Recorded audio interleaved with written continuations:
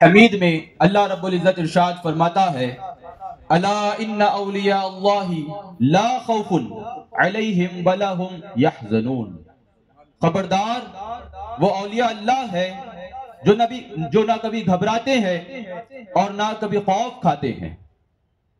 اولیاء اکرام تمام انبیاء کی امتوں میں ہوتے تھے، پچھلی جو امتیں تھیں اس امتوں میں بھی اولیاء اکرام ہوتے تھے، اور پچھلے جو انبیاء ہیں وہ تمام انبیاء پر رسول اللہ صلی اللہ علیہ وسلم کا مقام و مرتبہ افضل ہے۔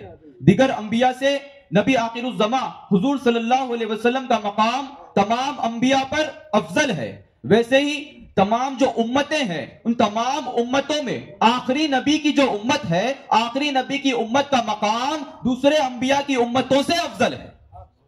اور جس طرح امتوں میں رسول اللہ کی امت کا مقام افضل ہے، ویسے ہی پچھلے انبیاء کی جو امت کے اولیاء تھے ان اولیاء سے رسول اللہ صلی اللہ علیہ وسلم کے امت کی اولیاء کا مقام بلند ہے۔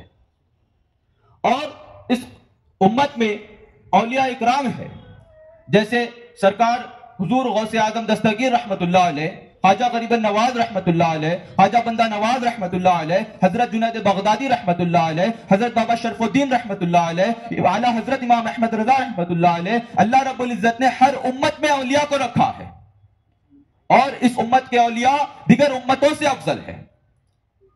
اور اللہ رب العزت نے قرآن مجید میں سورہ مریم میں ایک ولیہ کا واقعہ بیان کیا ہے، جس میں ایک ولیہ ہے، حضرت مریم سلام اللہ علیہ ایک ولیہ ہے، نبیہ نہیں ہے، اور وہ مسجد کے ایک حجرے میں رہا کرتی ہے۔ اس حجرے میں جب وہ رہا کرتی تھی تو ایک دفعہ بے موسم کے پھل اس حجرے میں تھے، تو جب حضرت زکریا علیہ السلام نے وہ دیکھا کہ اس حجرے میں بے موسم کے پھل ہے، تو حضرت زکریا علیہ السلام نے پوچھا کہ اے مریم یہ بن موسم کے پھل کیسے؟ تو آپ نے بتایا کہ یہ اللہ رب العزت کی طرف سے ہے۔ تو حضرت زکریا علیہ السلام کو اولاد نہیں تھی اور آپ کی عمر بہت زیادہ تھی۔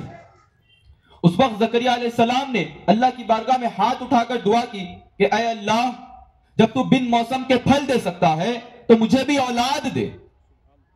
حالانکہ وہ ولیہ ہے، اور ولیہ کا آپ نے وسیلہ دیا کہ نبی ایک ولیہ کا وسیلہ دے رہے ہیں تاکہ یہ آخری امت کو پتا چلے کہ اولیاء کا وسیلہ لینا جائز ہے۔